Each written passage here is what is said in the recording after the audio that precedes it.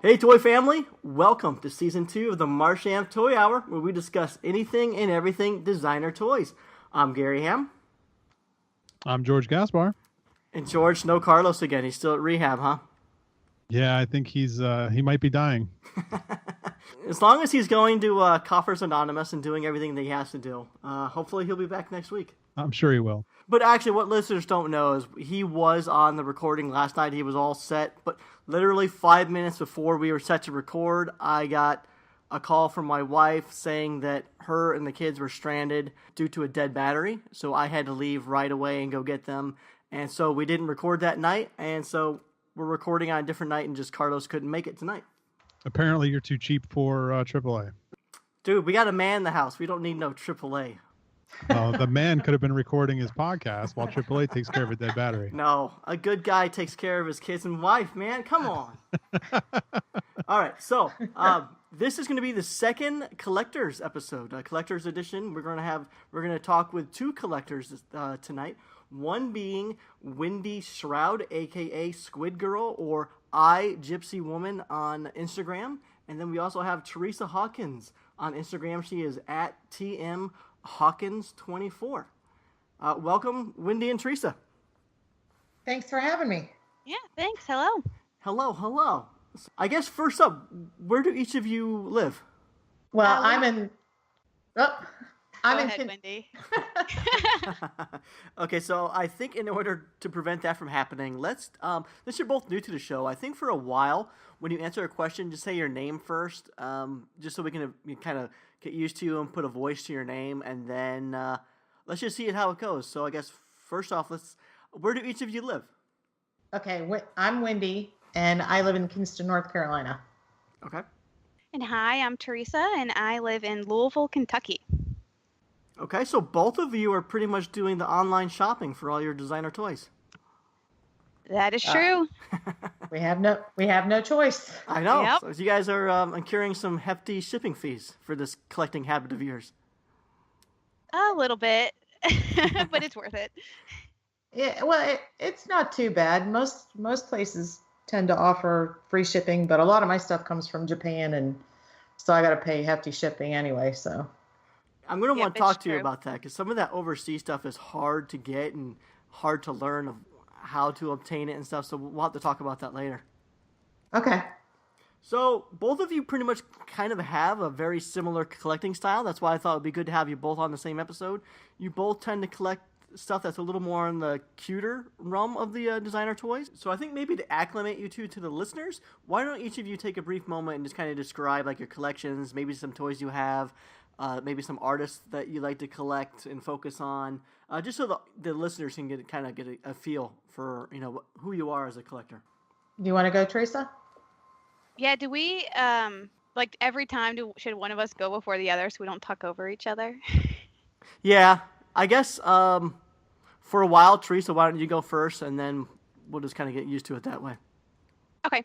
So I guess I would define my collection as a compilation of a variety of cute stuff. I don't necessarily have a theme beyond that. I kind of collect anything that strikes my fancy. But when it comes to, I guess, certain artists that kind of dominate my collection, a few would be Chris Roniak and Amanda Louise Spade. I've got a lot of Amanda Vassell, a few course items, specifically the Omens.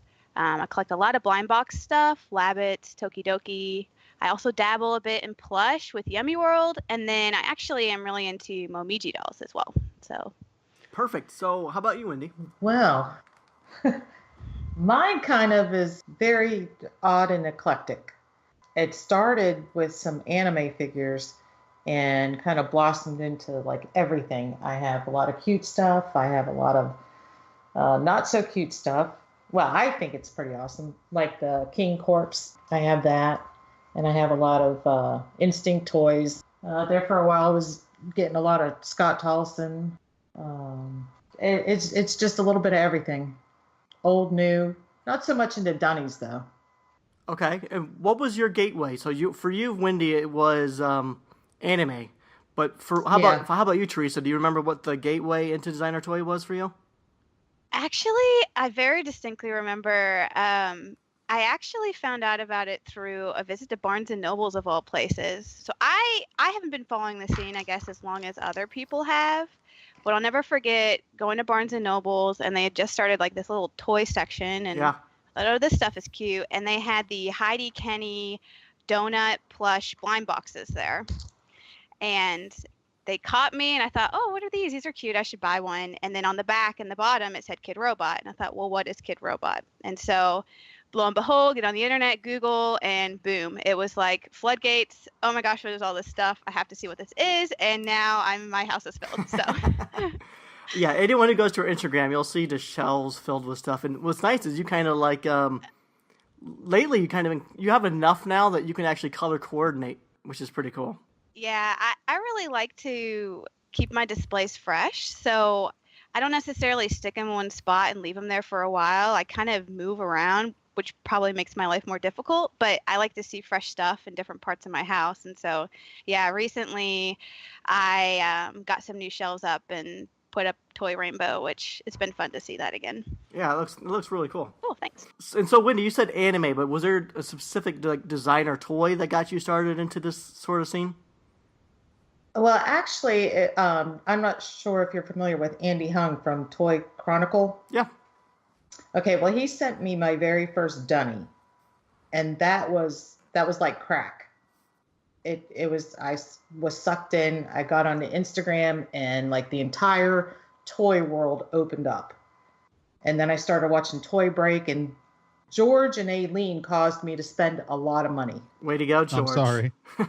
I'm sorry. That's okay. In fact, the monkey, the monkey was the first one that I saw watching Toy Break, and I just about went insane trying to get one from Instinct Toy. Oh, yeah. You guys got the blue one. I think it was the very first one. Oh, you're talking about the monkey. For some reason, I thought you said monkey. I've been trying to think of what monkey toy did you say? Yeah. And and when I saw that, I was like, oh my God. So now I have like 7 or 8 of them, and now I have the mini ones, and it just went on. It's crazy. Well, that's good. I mean, so it's kind of started out with a dunny, and then you said that you don't really care for collecting dunnies, so that's kind of weird how that kind of happened. Yeah, I'm just not big on blind box stuff. Yeah. Because when I bought the few that I bought, I never got the one I wanted, and it would really kind of piss me off. Yeah. Because then you end up spending $70 or $80, and you don't even end up with the one you want. No, I completely understand. Yeah. Yeah, so you're almost better off just waiting and going on eBay and buying it for $20. Yeah, so I've never done the eBay route, but I've always at least been lucky enough to go to a retailer that always had one opened, and then I would just swap out for that one. But I'm kind of with you, like most Dunny series, there's usually only maybe 3 out of the 14 or 16 that I actually would pay money for, and so that for that reason I generally don't take the blind box gamble myself. But if there's one that's opened, or I can find one from a friend who has doubles or something like that, usually that's usually how I get my Dunnies. Yeah, but see here. I'm like the only toy person I know within the state. I mean, they're just, I try to explain to people what I do, as far as taking pictures and collecting and stuff. And they're like, huh? Yeah. They just have no clue. Yep. I'm with you, Wendy. And it's, you make a point of going to retailers, Gary, but I think probably for both of us, we just don't have that luxury. There's not a lot around us. And so, I'm fortunate to have a store called Ultra Pop near me. A little bit of an insight there, but most of the time, I think we kind of have to resort probably more to eBay or Facebook groups or people through Instagram who might have dupes versus being able to walk into a retailer. So I'm kind of with you, Wendy. I'm kind of mixed with blind boxes. Sometimes I like the gamble because I think that's fun, but I also find it very frustrating when you're trying to get a specific one and you just can't seem to get it. Yeah. Yeah. Back when I first started collecting, they were $5. They range between $5 and $8, but now that they're, $10 and $12 for the most part now. Right. Yeah, I just will not take. It was fun at $5, sure. I'll take a chance, but not anymore. And it's funny, Theresa, you mentioned Ultra Pop. That's an amazing store, and I don't think really many people really know about it. But anyone who wants to see a really amazing store, look up Ultra Pop on just Google it. Yeah, it's great. Paul's a great guy too, and definitely worth checking out. Yeah. So now that we kind of got introduced to you ladies a little bit, why don't we go ahead and jump into the first... What is going on over there, Wendy? I just dropped over. Is Carlos at your house? No, poor Buzz Lightyear just went flying. All right. I was going to say, since we kind of got a little introduction to you girls, why don't we jump into the first segment of the show called Leaks and Sneak Peeks? And for any new listeners, this is a segment where we just talk about anything that we saw this week on social media that we're excited about, that's coming out, or has been released, that we want to share with the listeners. So, Theresa, do you have anything in mind? Oh, man, I always see stuff. Instagram is dangerous. One that really excited me recently, Rado Kim, who does her box cats and bread cat resin figures, she just painted up a new one called Dino Cat. It looks adorable. It's super cute. And she's getting ready to do a pre-order for that pretty soon, but she said she's going to do a second release as well. So that one's coming. And then there was this space dog one that I saw. It's by Han Ning. He did like a release of it a while ago. It's basically like a little dog with a space helmet on, and he had made some other figures to go with it, but he made some new ones that are kind of spring looking. They have these bunny-like ears with hearts on it. There's a pre-order for those going on as well. It's open, I think, till sometime in May. And those struck my fancy. Those look really cute. And then one that's been teased for a while that I'm really excited to see finally be released is a Pauber Toys and Scott Tolson collaboration. It's basically, I think, the follow-up to the Paco Taco. Yeah. It's Bayo, the dumpling boy. And I've had that on my radar for months. And back, I think, a couple weeks ago, they teased that it should be coming pretty soon. So I'm excited for that one. Cool.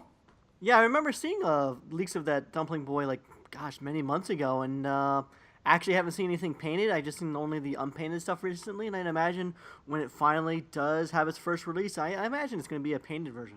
Yeah, so I'm looking forward to finally seeing that one get out there and be purchasable. Yeah, definitely. It'll be a nice fit for the fortune cooking one that they did, and the Paco Taco. Actually, Yep. Pauber didn't do the fortune cooking. The corner did that, but all three of those will look really nice together. Yeah. What about you, Wendy? The only thing that I can think of off the top of my head that I saw that I will have to try to get is the next Prisoner release from Luke Chu and Monkey King Toys, the green one. Okay. Yes, I saw that. He'll fit nicely between my Vicodin and my, what was the other one? Oxy. Yeah, Vicodin and Oxycontin, yeah. For some reason, I was kind of expecting you to bring up the Elfie that Unbox is doing. They just showed a picture of it on Instagram today. Man, that's cute. Oh, Yeah. Go ahead, Wendy. I've seen it, and I don't know that I don't know. I just don't know if I want to get sucked into something else like that. Do you collect any of those, Wendy? Because so I have a greenie and I have a handful of Elfies, and so I'm sucked in a little bit there. But I don't know how I feel about the artist one. I kind of want to see more of it and kind of see what it's going to be fully, but I haven't decided for myself yet how I feel. Isn't that the same one that did I know his name is Two something that does the Elfies. Yeah, pronounce his name right, and you're going to win a prize because he's Thai, and there's like 50 letters in his name. Yeah, but he's super nice. I've reached out to him a few times to try to understand releases because, again, we talk about overseas stuff and how to get it, and a lot of times it's Thailand only, and how do we get it? And sometimes Unbox will do random releases, so it can be hard to keep track. But it actually, like, speaking of leaks and sneaks, I know that the little Elfies they're getting ready to create some different positions. So they're going to do a standing Elfie and a sleeping Elfie. Oh, wow. So those look really cute. I've only really seen a few sneak peeks, no colorways or anything, but I'm excited to see those come through as well. Nice. Theresa coming through with the leaks. I think that's really cool that they're going to be doing two new versions because the current one is sitting, and if they're going to be doing a standing and sleeping one, that's awesome because I've read on, just through Instagram posts and whatnot, how popular the Elfie figure or platform really is, and to now be doing, opening it up to artist interpretation, and this first one that we saw on Instagram this week, I think that one looks fantastic, and I would totally buy it if it was easily obtainable. I think it's beautiful. I love the colors. I love the texturing, and I don't know. The Elfie, it just seems like maybe this could be Unbox's potential DIY platform in the future. Yeah, I'm interested to see where they take it, so I'll definitely be watching out. Yeah. All right, George, did you come with anything? I did, but then I did a little more research, and now I don't know if it makes sense. So I'll tell you what it is. Did you see the announcement of the new sectors coming back? No. Do you remember sectors from when we were kids? I don't. It doesn't ring a bell. They were like bug or I guess all insects type stuff, and they rode like hand puppet like spiders and bugs and stuff. They were so like the kid would put the hand puppet on, and then the action figure could sit on a saddle like on the hand puppet. Oh, that's cool. Yeah. They were really cool. And I just got word from Tim Clark. He's the guy that was behind Sectors back when they originally came out. And he sent me an image that they're coming back, and it was announced, and it's by Zika Toys, Zica Toys. And then I just went and looked it up though, because all I had was the one image, and I was going to talk about it. And it turns out it's going to be a Kickstarter, but like next year. So they're going to release like one photo a month for the next 10 months or something like that, and then they're going to do a Kickstarter. So I think it's a little early to call this a leak sneak peek. Yeah. So I don't know. I don't really have anything else planned, so I'll just go with that. But I guess if you're into Sectors, you have a year to wait till a Kickstarter, and then who knows how long after that. That's as a Kickstarter person, George, what do you think about that process? Do you think it's good to share stuff for a year and then? I'm always under the impression that it's terrible to share pictures of things that aren't out, because people will just remember the picture, and then by the time it comes out, they'll be like, oh, isn't that old? Didn't that come out last year? Right, exactly. So I always hate sharing pictures early, just because people have such short attention spans now that I feel like it's dangerous. Yeah. Well, we'll see. I guess we'll talk about it next year when it comes out. Yeah, I'll let you know when it comes out. Mine it's going to be real simple. The bots, Jen and Tony Bot, and Urban Vinyl Daily are putting together a Luna custom group show at Roto Fuji Friday, May 5th. And there's lots of great artists participating in the show. If you're on Instagram, you're going to start seeing a lot of progress pics are slowly being shown. And wow, it looks like the artists are doing really great works for the show. The opening of the reception will take place from 7 to 10 p.m., and the bots will be in attendance. So if you live in the greater Chicago area, I think it will be a great event for you to check out.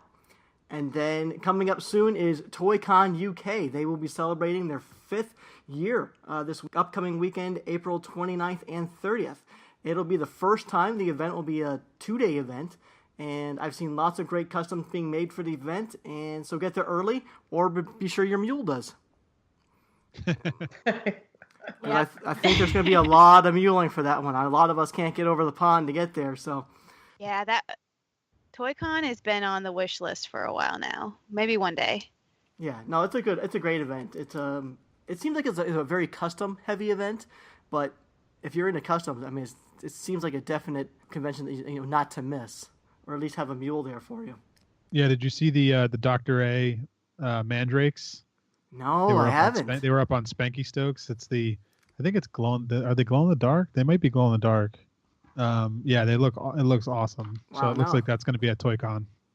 Cool. Yeah, this next couple of weeks will just be a big burst of everything that's going on there, and then pretty soon we'll see 5-point stuff. So I would imagine the next month is going to be pretty heavy on releases and whatnot. And the Taipei Toy Con is coming up. Yeah, that's what the Elfie one that I was talking about earlier, that's going to be made for the Taipei Expo. So, yeah, I mean, there's just so much going on right now. It's really hard to keep track of what's going on in Asia, what's going on over here. I definitely need a mule for that Taipei one. Because yeah, I if want you that. Find one, let me know. I want that. I want that collaboration between Kenny Wong and Instinct Toys. With the Molly? Yes, I want anything Molly. With the one with the Go Nagai, I want all of those with her sitting on the blocks. I definitely want all of those. So do I. And for some reason, anything from Kenny Wong is ridiculously hard to get in the U.S. Right.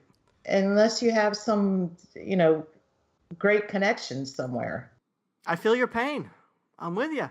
I would probably have, well, it's good for me because he's probably the one guy I would probably have a huge collection of. So by being not easily obtainable, I probably saved a lot of money.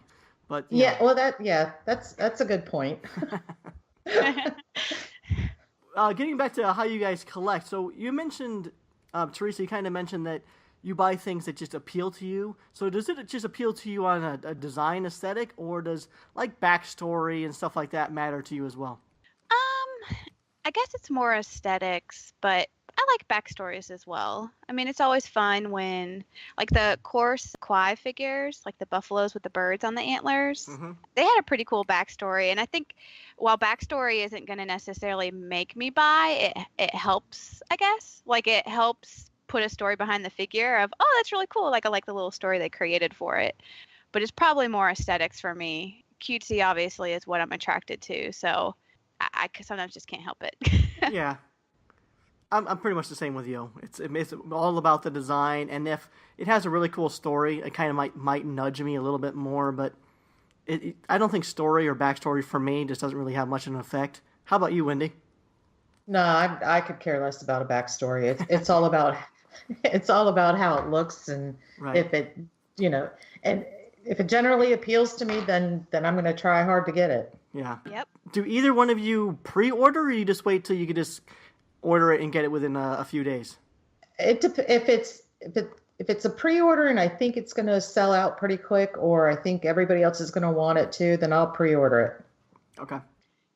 Yeah, I mean, sometimes, Gary, I feel like you have to pre-order. Like some people only do pre-order method, so you kind of have to do it that way. There are a few toys like I found. I'm trying to think of one, but I don't know. I find weird off-the-wall things that I don't even know what I've done. I've gotten some weird Instagram crazy hole and, oh, what is this thing? And I'm like, oh, what is this? This is cute. I should find out. And then I find out their Facebook, and then they're doing a pre-order, and you order now and they'll have to paint it up and it'll be 2 months. But I'm like, oh, I want that. So I've gotten into those loopholes before and have pre-ordered for that. But when it comes to like production type stuff, I don't have a tendency to pre-order just because usually like pre-orders are too far ahead in the process to where they just have vector renderings or not enough like detail of what the product's going to be. And so a lot of times I like to wait and see more reveals. And by that point, it's about to be released. So I might as well just buy it. Yeah, that makes sense. Yeah. Now, does material matter to either one of you? Whether it's resin or vinyl or wood, or it's still just about the design and you don't care about the material? Material doesn't really matter a whole lot to me. As long as it's good quality and it looks good. I mean, I have resin, I have Sofubi, I have PVC, I have, just about everything.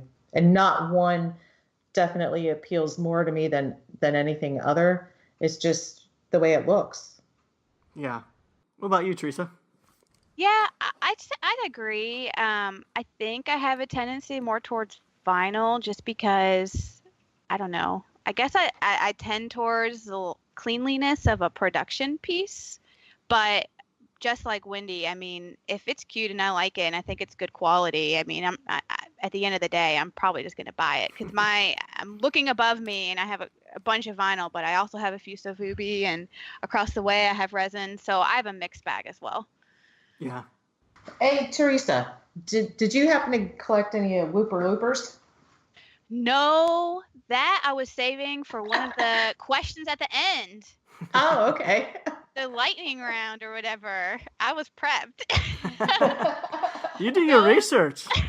I'm telling you, I'm so glad I had a chance to watch the episode. I was taking notes. I got to be prepared. But no, Whooper Loopers kind of, I don't know if I just missed them at the beginning or if they were before my time, but I never really knew about them until too late, until they were stopped, you stopped making them. Hint, hint, maybe Gary, you should bring those back. But it's not that I stopped making them. Yeah, it's like just... he doesn't want to. Yeah. But we're working on it. We will have some. You're going to be at 5 points? Well, yeah. So It's funny. Today, literally, I was trying to firm up all my plans to come. So yes, I will be there. I'm super excited. Oh, man. I'm hesitant to actually say, but I have received painted samples of 2 different Whooper Loopers. Oh my God. My original Whooper Looper, and then the one that I collaborated with Chris Reiniak on. So I've seen. Get out of here. Yeah. Oh, Wait, the chubby one? So I've seen. Yeah, is that the fat one? Yeah, the fat one. Yeah. Oh! Wendy, I'll happily help if you need. Okay. So I've seen painted samples. If I can have them in time for 5 points, that would be ideal, but no guarantees. But I can tell you that they are currently being painted as we speak. Ooh, So Gary. there's movement. That's good. You got That's me awesome. excited. Yeah. I know, because I saw a picture of that like years ago, it seemed. Yeah, 3 years. 3 years. Yeah. Yeah. And I feel kept waiting and waiting and waiting. Yeah. See, George, that's- people still want it even after waiting 3 years sometimes. But I think Yeah, like me. Yeah. I'm sure there's a few people that are like, dude, I thought that came out 3 years ago. Yeah, like you're re-releasing this old toy. Right? I know. Well, we'll see. But yeah, so stay tuned. 5 points next month. We might see 2 new Whooper Loopers. Oh, I'm excited. That chubby one with Chris Roniak, I swear, like, oh, I don't know, I'm not gonna lie. I'll scroll through people's feeds. I do that thing where you just go deep in the past, and I feel like that's one I randomly see, and I'll comment on, "Hey Gary, what's up with this one?" I know. I've been answering those emails for years now. Like, oh, and every time I get one of those emails, like every time I thought I was being told, like, yeah, pretty soon you'll have something. So I would tell the fans, yeah, just give me a couple more months and we'll, they'll be ready to sell. And I've been telling people that for 2 years. So I'm glad that hopefully next month I can finally actually follow through on that and actually put some in people's hands. So we'll see. That'd be awesome. So are either one of you completists? Do you care about getting all the colorways of something? Okay. Yes and no. The only thing I strive to complete was this Wandering Misfits. Do you remember those? Yeah. A couple years ago? Okay. Mm-hmm. Yep. I searched the entire world to get every one of them. And I have all 44 of them. I don't have the white ones, the blank ones. Yeah. But I do have all the other ones. And spent a ridiculous amount of money getting them because some of them were retail exclusives. Like there was one I had to get from China. There was one I had to get from the Netherlands. There was one I even had to send a postage paid package, empty box to Michigan to get one from a comic store. Jeez. I've never heard of that before. So you had to send an empty box Yeah. for them to mail back. What was the reason for that exactly? Because they didn't sell it online. And the only way I called the store and practically begged them to send me one. And they said, oh, sure, we don't sell online, but if you'll send us a postage paid package, return package, we'll send it to you. So I had to send them an empty box with estimated postage already paid for and on it so that they could send it back to me. How many were there? Like, how was it so hard to get this set? Because they had them retail exclusive. Like there was like 8 or 9 of them that were exclusive only to certain stores. And the one that was in Michigan just didn't sell online. So you had to go to, it was crazy. But I begged Kathy at one point. I think it was the last one that was going to be sold at Decon 2014, I think maybe.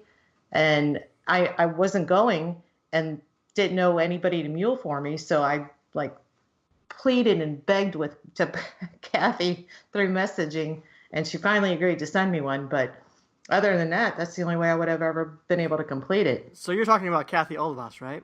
Yeah. Okay, so you went right to the source. Oh yeah, I have no shame.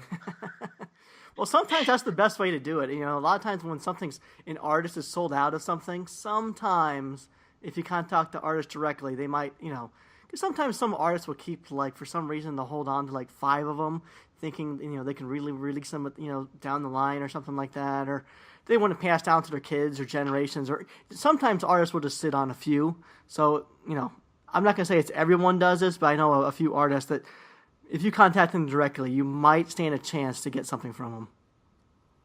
Yeah, for the most part, anybody that I've contacted directly has always been really nice about it, and has been sure, no problem, just send me your PayPal and I'll send you an invoice. Yeah. Now, is there a particular size of figure that you all collect? Is it mainly minifigures, or will you collect like a 9 or 12-inch figure? Does size matter, ladies? And some things it might, Gary. But I have 9, 10-inch, teeny tiny things. Size really does. It all goes back to whether or not I like it. Yeah. If I like it, the sizes doesn't matter. Okay. I know with like certain collections, sometimes you have like a certain kind of shelf that only fits, the 4-inch figures and whatnot. So, I tend to collect minifigures because that way I can buy more and I can display more. Like the large ones kind of take up somewhat space. And I think, I've seen both of your collections. You both have so much stuff. I wondered if, maybe you kind of sway away from the large stuff at this point. Well, I don't know if you know or not, but last year I converted my garage into my toy room. So now I've got tons of space. Yeah, I see that. Yeah. Yeah, which may not be good. In fact, there's two 8-foot shelves and 2 4-foot shelves sitting on the floor waiting for me to paint to hang up on the wall. So. Wow. Yeah, no, you got a great space, and I see like above your collection. Then there's the shelf of all your boxes that you can continue to keep as well. Yeah, I don't know why. No one does. Why do we do that to ourselves? I don't know. I think in my mind, I think, well, maybe, I might get to a point one day where I might have to sell some of this stuff. And I know a lot of people, well, do you have the box? Yeah. That's almost always the first question. Do you have the box? And then if you don't have the box, they want you to give it to them. Right. Practically, So I try to, at least for most of the more expensive toys that I've bought, I've kept the boxes for. Yeah, no, I get it. I have boxes full of boxes for that exact same reason. I'm thinking, what if I ever got laid off? What if I ever came, on bad financial times? And, I could probably sell a good chunk of my collection because I have the boxes and, maybe, get some decent money back. So I understand why some people will hoard and keep the boxes. But you'll never sell anything, Gary. You won't even sell things you don't even want. You've talked about that. I know. I have problems.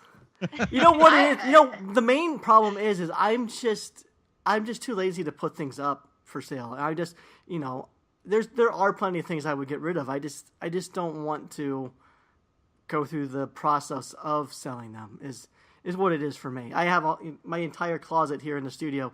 It's just filled with boxes of stuff from Batman plates to Batman maquettes to those big giant, those 2-foot tall Warner Brother resins that you could pick up at the Warner Brother store years ago. Like, they just fill up my closets, and I can sell these to people. I have no problem getting rid of them at this point, but I'm just too lazy or just too busy to go through the hassle of trying to sell them.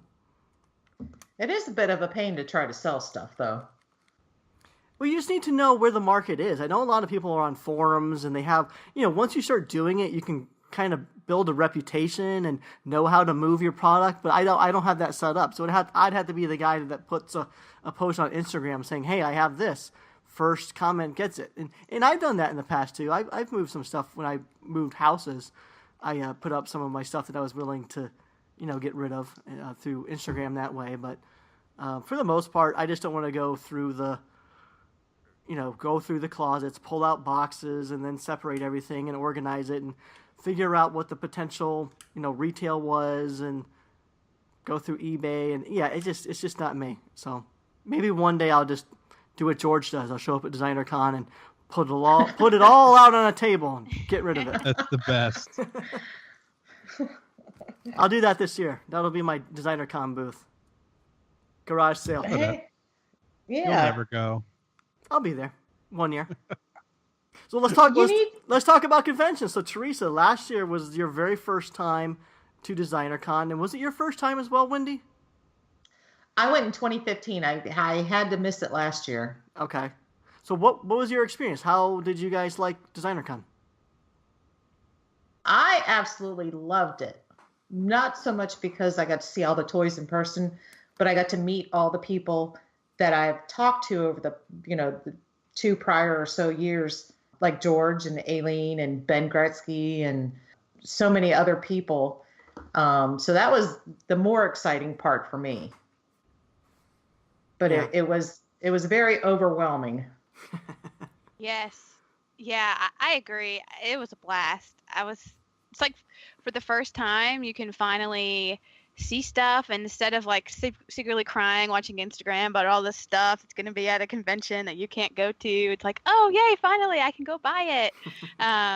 So that was really exciting. But yeah, it was also just really exciting to meet different people in person, from everything from artists to just different companies and people I talked through Instagram. I kept walking up to booths and saying, hey, you know that person who's always commenting and asking about this? That's me. So it was nice to just be able to see people and talk to them and just be a part of an experience like that. Yeah, I almost felt like I should have wore a shirt that had I Gypsy Woman on it, Right. So that everybody knew, oh, you're that one chick. Yep. That's the one thing about conventions is sometimes you'll meet artists and they'll come up to you and they'll introduce you as their real name, but lots of them have moniker names and stuff like that. And so you hope to just kind of get a glance at their name tag, and then you can go, oh yeah, I know who you are. But a lot of times, for some reason, most of the times when someone comes to your booth, that name tag is flipped around, and you have to come up with other creative ways. Like I used to have when my wife was at the booth with me, I would have her kind of like, okay, so when you see that I'm kind of like, flubbing, and you can see that I look she will go, oh hi, I'm Jinju, and you are, and she would get their name, and I'll be, got it. So we would kind of tag team on that sort of stuff. But when you went to Designer Con, did you guys go with like an extra bag of luggage just for the toys? Of course. Oh, yes. I took a little suitcase that was inside my giant empty suitcase, and I filled it up. And my husband was like, see, now if I would have went, you could have had another suitcase. Well, that's a supportive husband. Yeah, he didn't go, and I'm going this year, and he's not going. I feel like he would be completely lost. I would feel more obligated to entertain him than I would be, to have the freedom to go and just talk to all these people who I either have already personally met or just met through Instagram or Facebook. It sounds like he would be the guy that I see at the mall that's kind of walking sitting behind on the bench. No, not sitting behind the bench. The guy, well, either that, the guy sitting behind the bench, or the guy that's like about 5 feet behind his wife carrying about 20 bags of stuff. I think that would probably be your husband. Yeah, that would be him. and then I kind of feel like if he was there, he'd be like, because he has no idea how much I've spent or how much, each individual toy costs. So I kind of feel like he'd have a heart attack maybe. Or he'd, kind of look at me like, I can't believe you're going to spend $185 for that. And I'd just be like, oh, shut up, Tim. Yeah. Sometimes you got to keep price on the down low. Yeah, exactly. Theresa, does your significant other understand your collecting habits? He's very supportive, which is great. Because it's a bit overwhelming, but I tried to get him into it, like, at the same time when I was getting those donut plush blind boxes back in the day. They had the Street Fighter ones that Kid Robot was making, and so I was like, here, like, you could like this, like, you should buy one of these. And so at the beginning I tried to get him in, but he just never really got into it. He doesn't really collect so much, but he's definitely supportive, and all the time I'm like, should I buy this? He's like, I don't care. You should just do what you want. If you like it, buy it. I'm like, alrighty. Like, click, purchase. So I think this is a good spot to talk about some of our sponsors. So people out there, significant others, if for some reason you're listening to this podcast about toy collecting and you ever see maybe StrangeCat Toys or 3D Retro pop up on the old credit card, well, now you kind of know what your girlfriend or boyfriend is buying. So, so StrangeCat Toys they can take care of all your designer toy needs. Head on over to StrangeCatToys.com. Be sure to use promo code Marsham at checkout, and you'll receive 10% off your order. And there's also 3DRetro.com. And 3D Retro has a brick and mortar location located in beautiful Southern California, the Burbank area. And if you're into limited edition fine art prints, be sure to check out Prints on Wood. They work with a large variety of artists making gorgeous prints of their work on wood, and they can also help you out in this area too. So if you are an artist or photographer and you've ever wanted to have your art or photography printed on wood, check out printsonwood.com. You won't regret it. All right, let's get back to it. Now, are your collections segregated to one portion of your house, or are they spread throughout the entire house? Well, they're kind of all over. I have my smallest bedroom in the house is, I guess, kind of like my dedicated toy room, so to speak. It's where the bulk of everything is.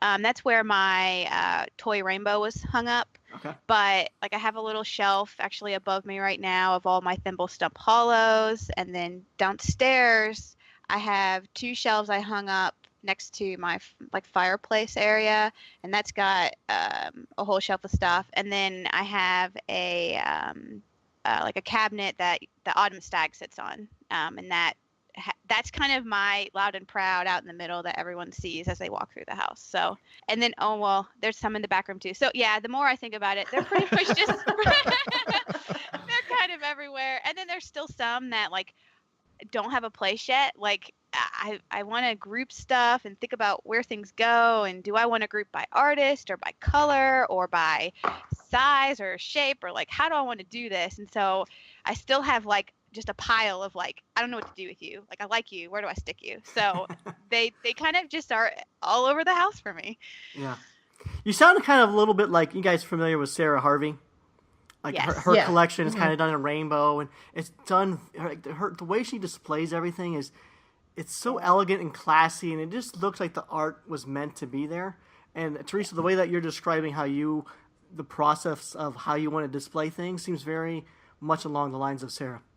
Yes, I very much aspire for my home to look like her home. Like I'm constantly like analyzing like, oh, she did this like cool corner thing, like where on a corner of a wall she like, put things together, and it's a combination of prints and larger pieces and small.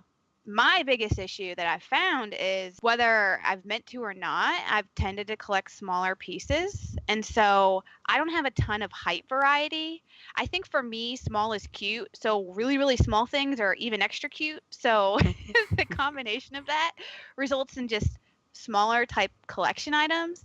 And so I've struggled a bit because when I've tried to go display my stuff on a wall, a lot of times, lots of small figures don't really stand out. And so that's why I try to think through how to group it, but I've realized I don't have a lot of that height variation that she does. So Still trying to tinker and figure it out. But yeah, I would love for one day to look around and be like, yes, like everything's exactly the way I want. She's got a lot of years on you though. So, Well, yeah. You got plenty of time to catch up. What about you, Wendy? Now that you're out in the garage, is it most of your collection out in the garage now, or do you still have stuff taking over the house? No, it's pretty much probably 90% out in the garage. But prior to that, it was in the living room, it was in the dining room, it was in the pantry, the bedroom closet, you name it, it was there. And it was so disorganized, and I couldn't find things. I had stuff in boxes that I bought that I forgot I bought. So moving it all out here and putting it in one space was like the greatest thing I ever did. And it's like the world can go to shit, and I can come in here and just spin in my little spinny chair and get lost. Okay, I need to know, what happened to the cars? Was the garage ever used to park the cars, and now they're outside? No, we have a 3-bay garage, and the middle one was the most finished one, and I was going to take out the garage door and just close that, build a wall for it, and just not have it be a garage at all. But Tim was like, no, it's still going to be a garage. So we only park in the first garage, and that's where I park. Okay. And the third one is just junk. But I put an air conditioner in here and new lights, and I could live out here if I had a bathroom. Nice. That was going to be my next question, if you had any sort of circulation going on, because You're in North Carolina. It probably doesn't get too hot there, but here in Arizona, if I could not put a collection out in the garage, everything would just fall off the shelves from melting vinyl. Yeah. Well, that was like a big concern for me. And before I moved anything out here, I had a thermometer put out here, and I did have an air conditioner put in. And even without the air conditioner on, in the heat of summer, because we finished in August last year, the highest temperature it got in here was like 80, which isn't too bad. So we have heat, but we have the humidity is what kills everything. Mm-hmm. And I would just set the air conditioner to come on in the morning and like set it for 75 on a timer. And I didn't have any problems last year. So I live in Arizona. It's pretty much like they always say it's a dry heat. So we don't really deal with humidity out here too much.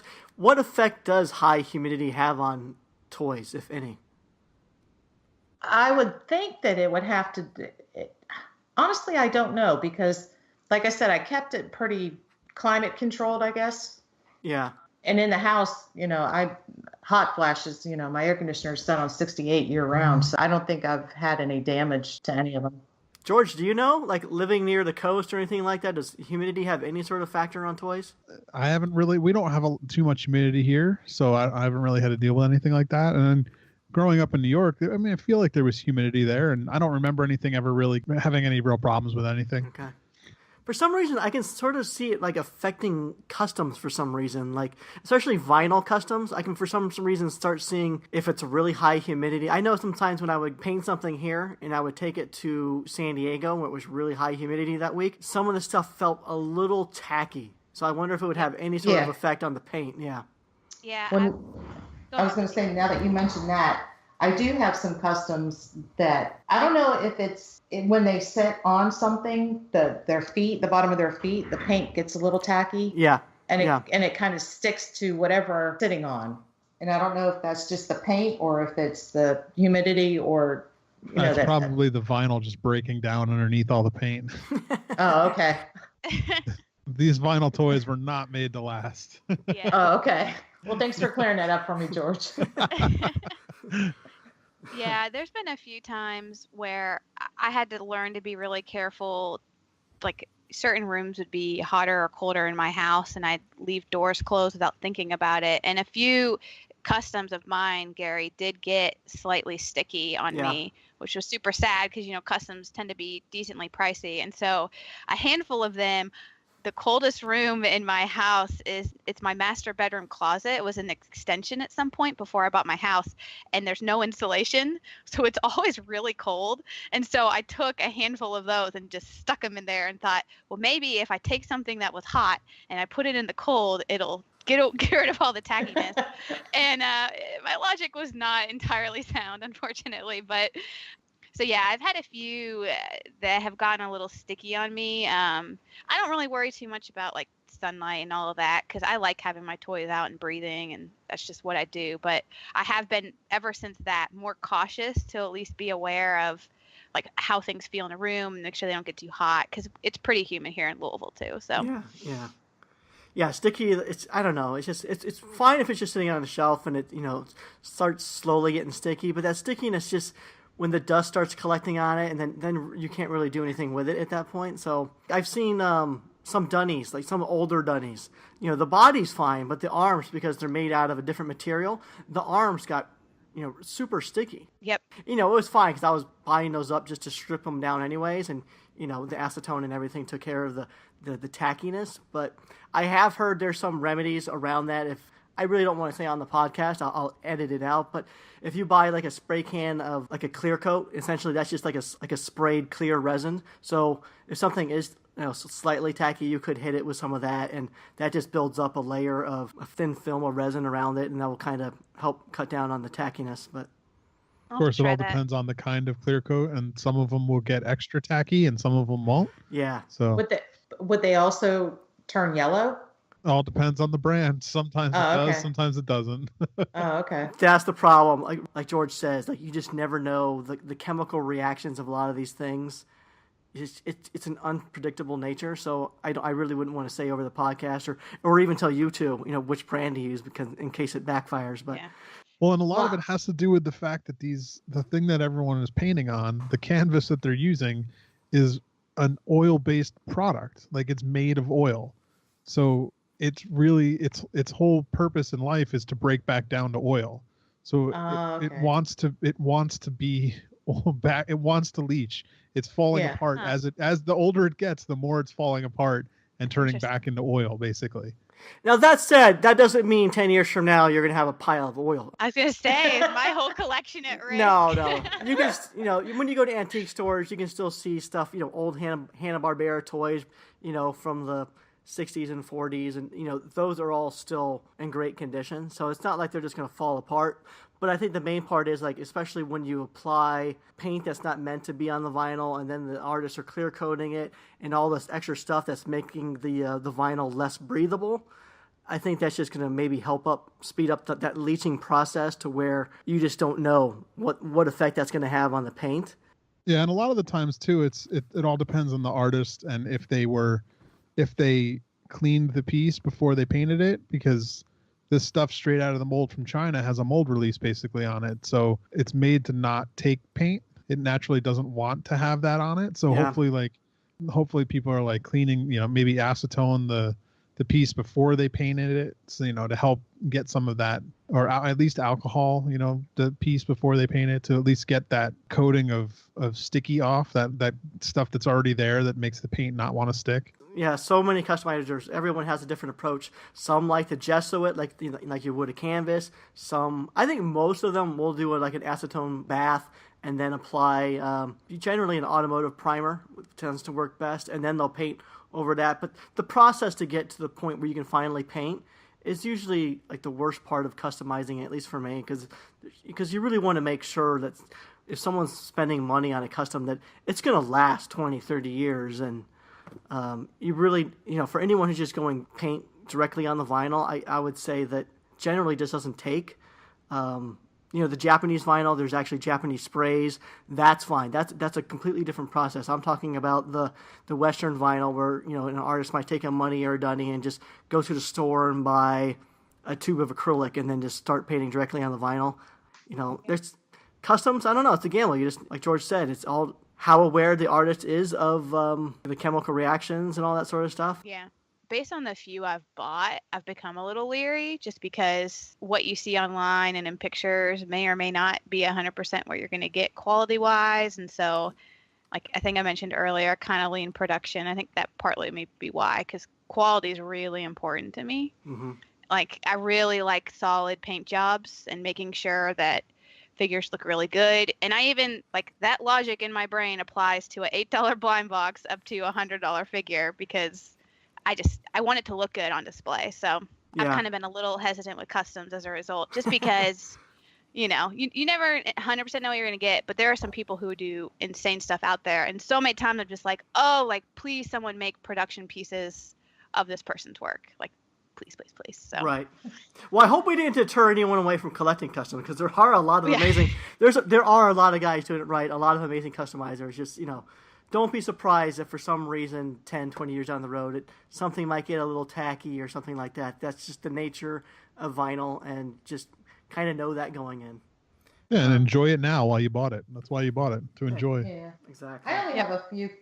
I can probably count on one hand how many custom dunnies I have. And the very first one I bought was Chris Swink. Mm-hmm. Yeah, and that's still one of my favorites. And then I bought some from 64 Colors. But other than that, that's pretty much it.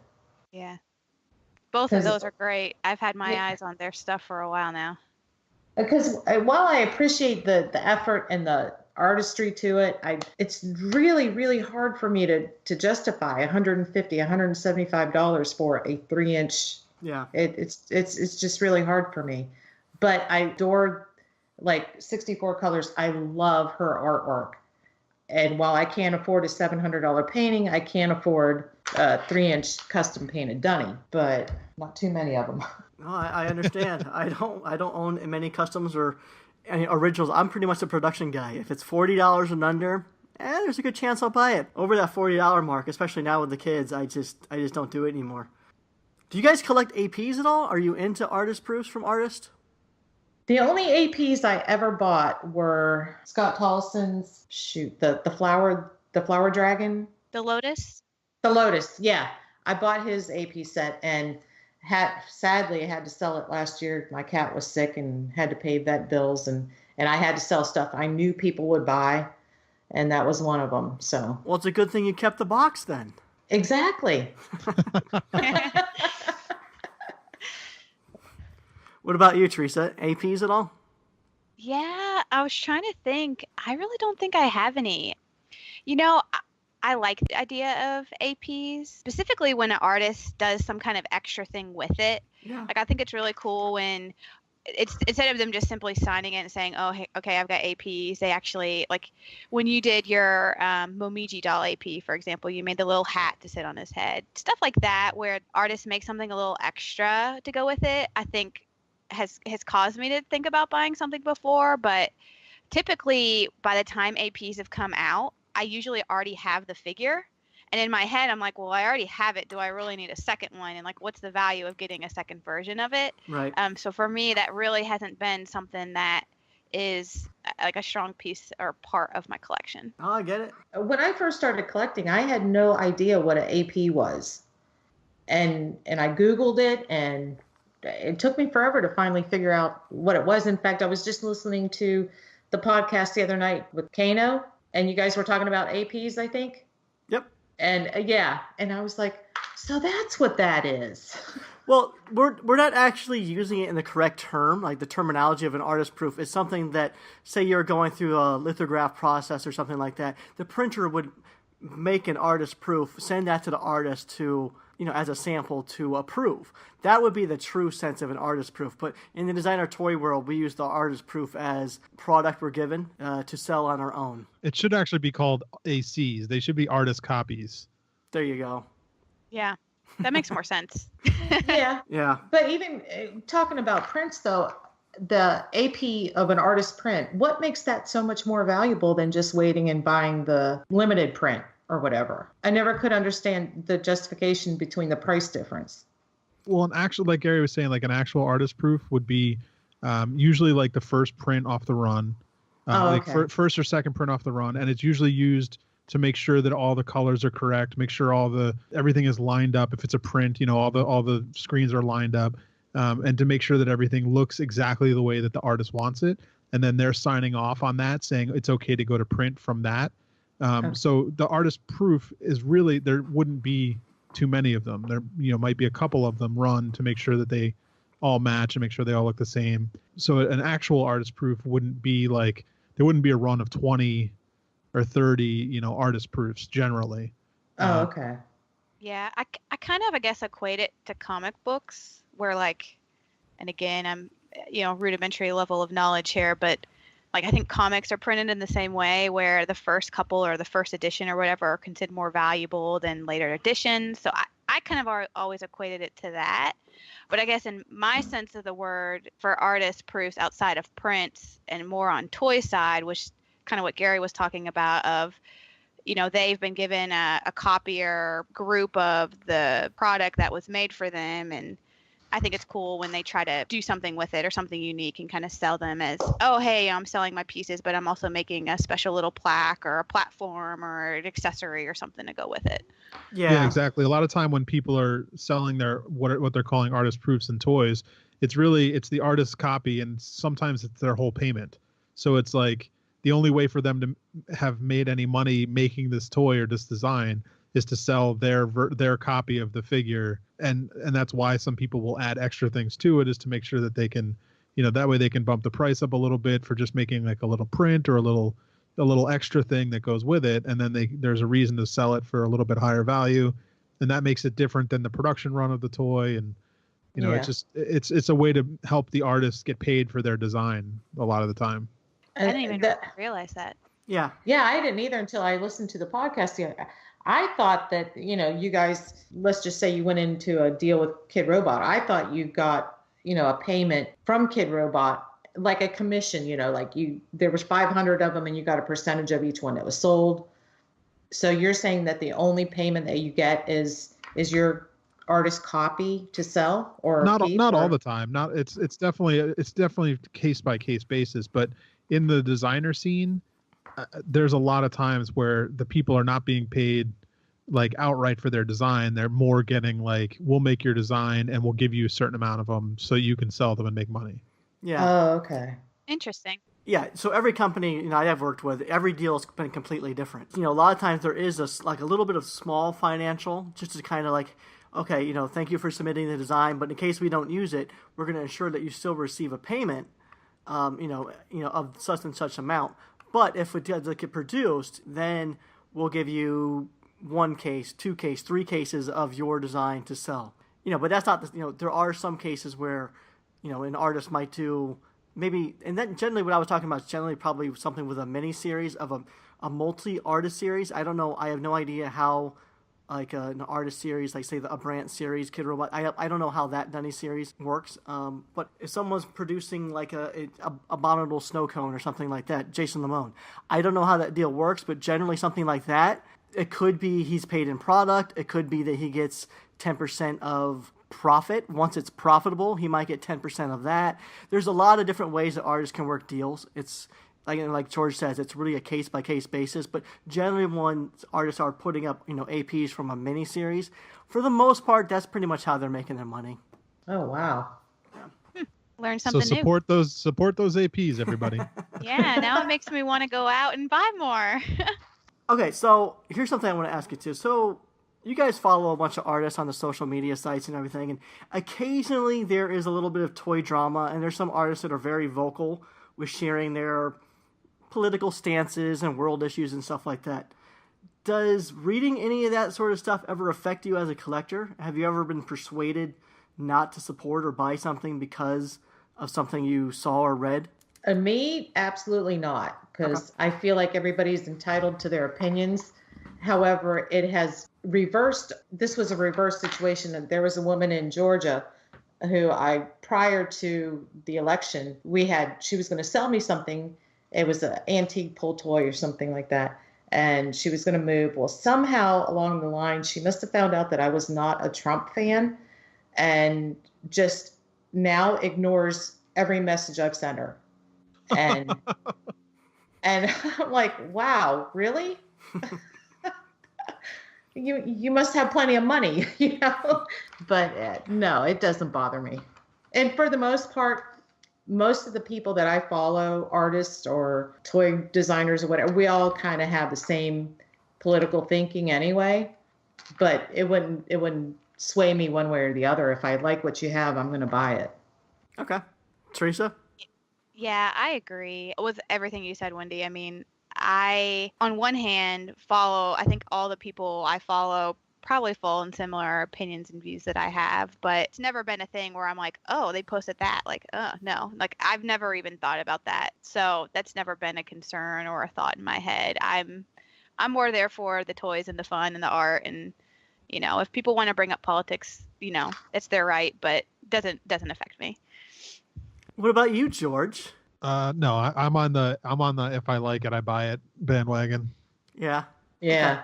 Yep. Cool. I mean, don't get me wrong. There's plenty of jerks I don't like, and I won't buy their stuff because I don't like them as people. Yeah, I mean, that's kind of what I was alluding to, because sometimes you meet an artist and you're like, man, you were kind of a dick, and then but you still like their work, and it's like, how do you separate the two? And I don't. If I don't like them as a person, I'll generally not buy their work. Yeah. Yeah, I think if I genuinely, like George, if I don't like you, you're not going to get my money. Yeah. Okay. Even if I really, really like what you've done, but you're an asshole. There's so many other people out there that I do like that I'd be more than happy to send my money to. Yeah. Yeah. Okay. I guess I've just never been in a situation yet so far where I've had something like that happen. I mean, so far, most of the people I collect have turned out to be great people. So. Oh, we got to test you somehow. I guess. Maybe, because I like cute stuff, nice people, goes together. I don't know. And it's funny because I always try, there's days, you have bad days or whatever, but I'm always like, all right, I want to keep my Instagram, super happy and fun. And, I know what it's like, and you have a bad day, and you're scrolling through your feed, and you see something cute and happy. So I was like, I want to be that for people. I want people to go to my feed and just feel happiness. So Nice. I try to do that, but occasionally, like Luke Chu's Prisoner, for some reason that just kind of sucks me into a different mood. yeah. And whenever I take pictures of that, it just kind of, I don't know, for some reason that bear is just so emotional to me. Yeah. No, I get it. And I know you've taken some really cool shots that are more dramatic with those figures. And then it'll get messages, like, "Are you okay?" I'm like, "Yeah." Right. I'm just perfectly fine, but that's kind of the mood of that bear, and it kind of comes out. Yeah. So both of you enjoy taking photography, snapshots, and setting up almost like diorama type stuff with some of you, especially you, Wendy. What made you want to start Photographizing? Yeah, you're getting to know me way too well, George. George is starting to. He knows all the Garyisms now. He can actually kind of. What'd you say, George? He said photographing. Oh. He didn't say it, but he was thinking Yeah, it. so that's what I'm saying. George knows me well enough now that he can kind of fill in what Gary would actually say. So what made you both of you want to start taking photos of your toy collections? Instagram. Okay. I just started seeing all these stories kind of created with these pictures, and I thought, well, gee, I could do that, I think. And I really, really try. And I try to keep my pictures as organic, I guess, as I can. I don't know Photoshop, so I can't add all those fancy things that people do and backgrounds and all that. So Wait, these are all done without Photoshop? Yeah. Wow. Because I have no clue. Now, I am going to take a class, so I'm probably going to ruin all my pictures now, but I'm going to take a class next month at the community college to try to, maybe do something a little bit different. But for the most part, like I said, I try to keep them as close to coming off the camera as I can. I had no idea. You got to start hashtagging that stuff like no Photoshop, no filter. Yeah. I had no idea, because I know you use a DSLR, right, Wendy? Yeah. Something a little more fancy. And I don't. So all of my photos are taken with my phone. See, that just blows me away how people can take such incredible pictures with their phones. I take a picture with my phone and it looks like crap. I guess you just learn to use it, I don't know what I'm trying to say. You learn to use what you have. I've always wanted a really nice camera, but my phone's always on me, and I don't know. I just learned to work with it, and I figure out how to use natural light and what spot in a room and what wall works, and I don't know. It's just become kind of the way I go about it. But I was kind of the same to you, Wendy. I mean, Instagram's kind of what pulled me in. I don't even know how. I don't even remember how I found toys on Instagram, but you find photography and you're like, oh, this is really cool, and there's lots of different styles, and some people create setups and scenes, other people do something more dramatic with lighting, and I thought this could be kind of fun. And so if you scroll deep in my feed, you'll kind of see the beginnings of me just fiddling with just trying to post stuff, and then over time I just experimented with combining stuff together to create maybe little scenes. I don't do it as far as I think you do, Wendy, with dioramas or settings. I just don't have the accessories and props to execute that. So I kind of do more simplistic, basic backgrounds, bright and light and that kind of stuff. But yeah, it's interesting having to work with your phone and utilize, just really for me, it's just doing your best to find good lighting in my house, and then utilizing the Instagram edit capabilities to tweak it here and there. So I keep it pretty basic. I love collectors like you because I'm not a good photographer myself, but then every once in a while I'll see one of my toys in your feeds and the photography's great, and I'm like, oh, now I can share that with on my feed. And I know, Theresa, you kind of put your name on all your photos and everything. So do you use Photoshop to some degree then to add the name to it? No. So, and I actually stopped doing that because it was a pain. I would do that all on my phone.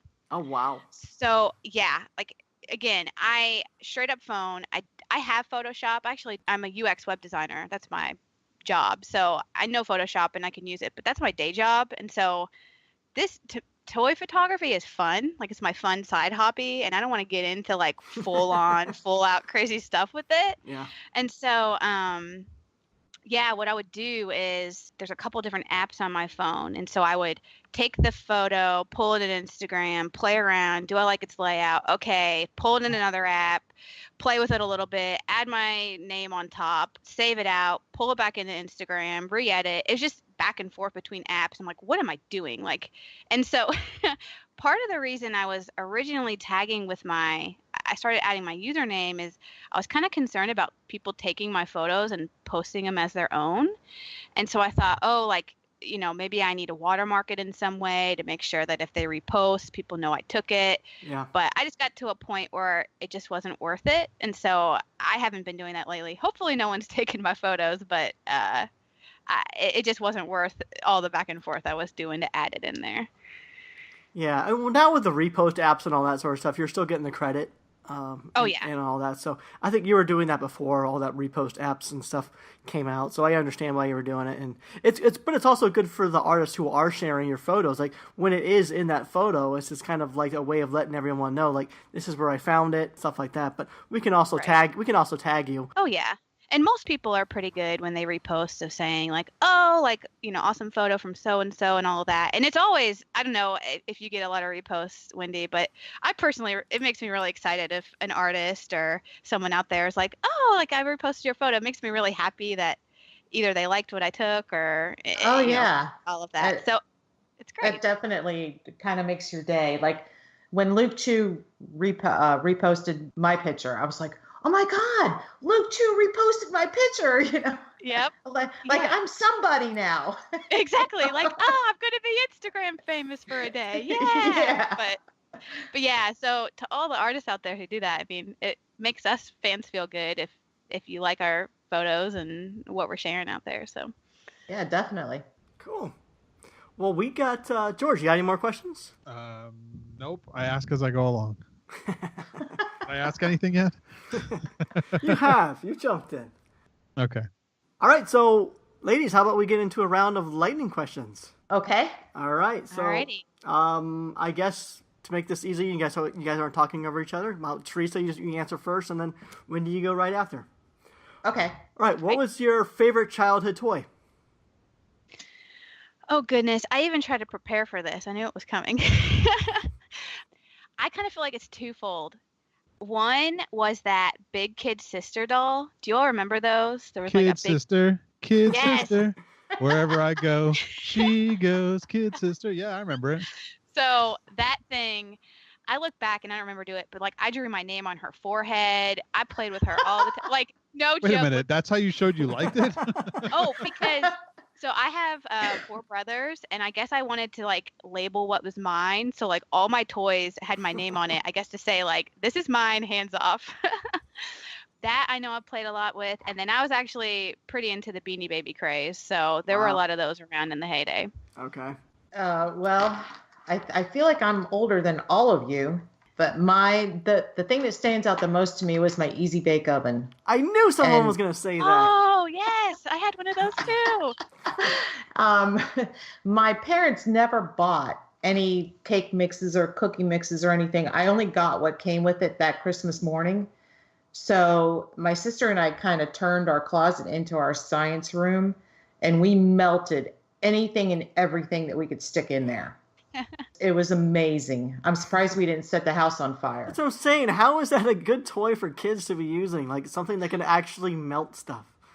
I know. We put crayons in the cake mix thing, the little pan, and stuck them in there. We stuck army men in there. Anything that we could melt, we put in there. And then secondly, and still forever will always be my favorite, was my Winnie the Pooh. I've had a Winnie the Pooh since I don't remember ever not having one. He knows all my hopes, my dreams, and he's been cried on and snotted on, and he'll forever be with me. Okay, so what toy is most prominently displayed? Like, what toy are you probably most proud of that you've obtained? Oh, goodness. Does the Autumn Stag count as a toy, Gary? Heck yeah! I so wanted one of those, but had nowhere to put it. I know, it's pretty large. You know, that thing, I remember, so like came through my feed and I was like, oh my gosh, I should get this. And then you see the price and you're like, oh Ouch. gosh, can I do this? Right? Yeah. But I'm like, I kept looking at it and I thought, you know what? If I don't do it, I'm going to regret it. I need to just go for it. And that was probably the most, I mean, probably still to this day, the most I've spent on a toy related item. But by far, that thing is loud and proud in my living room. And a lot of people are like, what is this thing? But it's great because it's a conversation starter. So that, along with the 20-inch zebra corn dunny that I was able to obtain recently, those two are probably like the loudest and proudest right now in my collection. Nice. No, it's awesome to hear. Oh, wow. So no regrets, right? Oh gosh, no. I love that thing. And I am waiting not so patiently for your miniature version. Mini Stag. I think Pauber's currently working on that as well, so hopefully soon. Now, how much smaller is that one going to be? Oh, it's significantly smaller. I think it only stands maybe 10 inches tall. Yeah. Okay. I forget. I think I posted on Instagram with the measurements. It's we'll have some photos to share. I think I might even I can't know for sure, but I think in time for 5 points there might be a painted sample on hand. So it might be coming out, you know, or a pre-order for it might be coming out soon. Oh, okay. Okay, Wendy, how about you? Gosh, it's kind of like surrounds me, so I don't really have anything that stands out, you know, the most. Honestly, I can't really think of, because I love it all. Okay. Because it's all like right here. The whole thing. Yeah. You're going to have a tough time answering what is your current favorite toy question then. Yeah. Yes and no, but I'll answer that. You want to go, Teresa, or? Oh goodness, that's going to be a hard one. Okay, well, while you're thinking, I will answer mine. Mine is an old 1965 toy. It was Little Miss No Name, and I just posted a picture of her on my Instagram. But she was made and produced only that 1 year, which was the year I was born.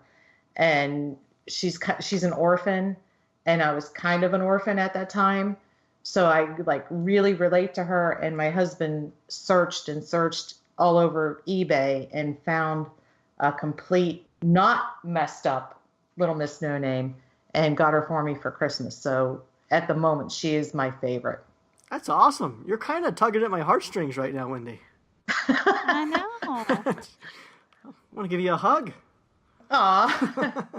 Well, we'll go to Decon and you can. Yeah. I'm going to try. You're like not that far from it. I know. I'm a 5-6 hour drive. Right? I was willing to trek like basically across the U.S. I think you can do it. No, I'll be there. Message. So, okay. So now I had a second to think. There's definitely not like a favorite amongst the collection, but if I were to think about a favorite that I've picked up recently, probably my most favorite recent pickup is that I finally had a chance to get one of Chris Roniak's hand-painted pieces. I've had a few, and so I've been lucky to get a couple from Decon and then one before that. But he had this Toothful character. Oh, yeah. And so far, he had only made like one-offs for different, shows throughout the world. And so finally, he did a Patreon exclusive release, and I was able to pick that up through that. And so that was probably my most recent favorite piece to pick up. See, the perks of being a Patreon supporter. I'm saying, honestly, being on his Patreon is fantastic because you get a lot of cool sneak peeks and lots of different stuff. A little plug for him, but both his and Amanda's Patreon, I love being a part of. So nice. See, I'm more drawn to Amanda's stuff than I am Chris's. I tend towards Chris because it's more, a little bit cuter, and I know Amanda's cute, but a little bit off of that. And it's funny though. So for Amanda's Patreon, I thought I would want to be more on Chris's than hers, but because of budget, I had to pick which one I would keep at the $40 level, and I actually ended up dropping Chris's. Sorry, Chris, but because Amanda's monthly her monthly Patreon will come with this super cute hand-typed letter as if her dust bunnies have their own factory.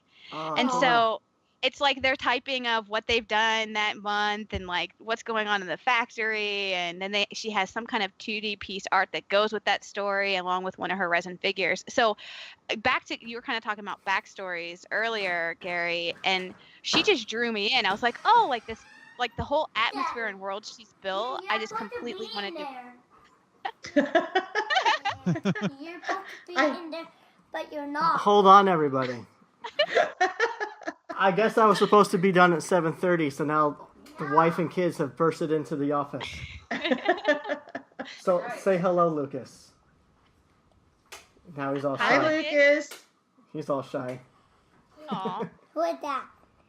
I'm talking to some people on the other side of the world. Well, the other side of the country. Who is that? This is George, Wendy, Hi. and Teresa. Hi there. He can't hear you. I'm wearing headphones. Oh, nice. So, yeah, we got about 5 more minutes, and I'll be in. 5 more. 5 more. I promise. Say hello to my wife, Jinju. Yes, hello. Hi. Hi.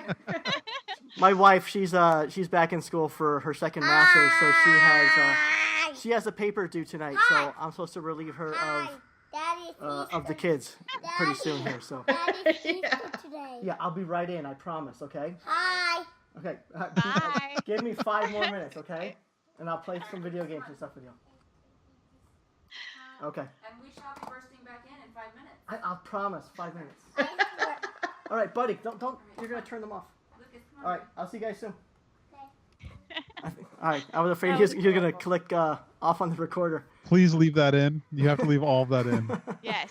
Will do. It's adorable. So I don't remember where we left off. Yeah, so anyway, her Amanda Louise Spade Patreon is just really cool, and I like her backstories, and so I got drawn in, and it's a big thing I collect. But I wasn't sure how much of their stuff you collected, Wendy. I know you've collected some of their smaller resin stuff. Yeah, and I just recently sold those. All right, well, let's get back to let's finish up the lightning round because I know Gary's got to go. Yeah, just imagine what's gonna happen to me if I get in 5 minutes late. I know we're gonna have another burst in. Yeah, so I think let's just wrap it up. Is there one white whale toy that you either one of you are still hoping to add to your collection? No, what is white whale? It's something that you've been searching for a long time. It's that unobtainable toy that you hope to add to your collection. I can't think of anything. I mean, I know there's something that's coming to 5 points, but it's nothing that I've been searching for. So no, I don't think so. Okay. Yeah, I have been pretty lucky to be able to obtain some of the older toys I found out after the fact and wanted them. I've been pretty lucky to be able to track most of what I want down. One thing that I always thought would be really cool to have is Amanda Vissel's log stool. Just because I have most of her other wood-themed pieces, I always thought that would be a cool one to add, and that one's pretty difficult to find. I don't know, like that one's one I've kind of had on my radar. I'm more like, I don't necessarily have like, oh, like I've been looking for this for years. It's more like, oh, I missed out on that and I'm super sad and I wish I could have got one. One would be Dolly Oblong's McDolly, where it's the like burger and shake themed toy. Yes. And I was so sad to miss out on that one. And I've plugged everywhere because she only made like 15, right? And I'm like, someone, maybe one of those 15 maybe doesn't want it, please. I want it. So that's been one. Put a little plug out there. If anyone has that and does not want it, reach out to me because I will gladly buy it. Well, thanks so much for, Teresa and Wendy for both joining. You guys are great. And why don't you take a brief moment to let everyone know where they can find you and your collections and your photography and all that good stuff. I'm iGypsyWoman on Instagram. And I am TMHawk24 on Instagram. Okay. George. I'm Double G Toys on Instagram. I'm Gary Ham on Instagram. Thanks again, Teresa and Wendy. You guys are great, and hope to have you back on soon. See you at 5 Points, Teresa. And this has been the Marsham Toy Hour. We do this every week, not because we have to, but because we want to. So until our next transmission, we're signing off. Bye.